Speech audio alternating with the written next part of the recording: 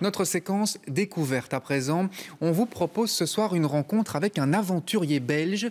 Il vient de traverser la Tasmanie en solitaire, 52 jours sans ravitaillement, en plein hiver austral.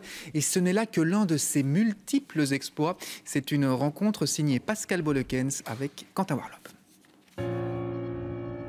Il a escaladé les sommets de la Tasmanie en plein hiver, traversé le désert californien ou fait le tour du lac Titicaca en Bolivie. À 41 ans, Louis-Philippe Lonck explore le monde entier en totale autonomie.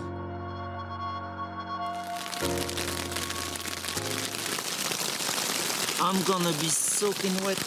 Il y a une partie de folie, mais quand je prépare, je planifie les risques, donc les risques sont vraiment mesurés, mais après sur place, quand on est dedans, bah...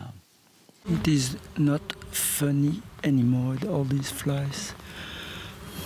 Il est ingénieur informatique, mais cela fait 12 ans qu'il enchaîne les treks extrêmes. Sa première fois, c'était en Australie, en 2006.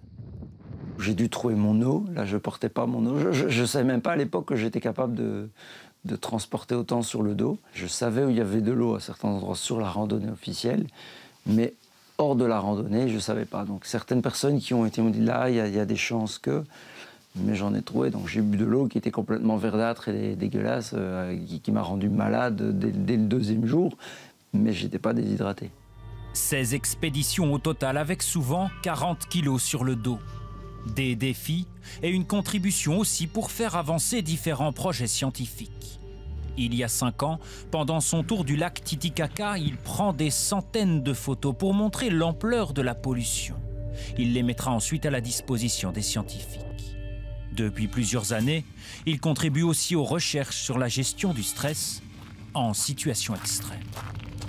Si on arrive à mesurer le stress d'une certaine façon, on va pouvoir identifier, alors ça c'est très chouette, les personnes qu'on veut sélectionner pour aller sur Mars. Parce que ce seront des personnes qui devront faire face à des problèmes auxquels sur Terre on n'a pas pensé. Aventurier européen de l'année 2016, Louis-Philippe Lonck a parcouru les 5 continents, réalisé 11 premières mondiales, et il ne compte pas s'arrêter là.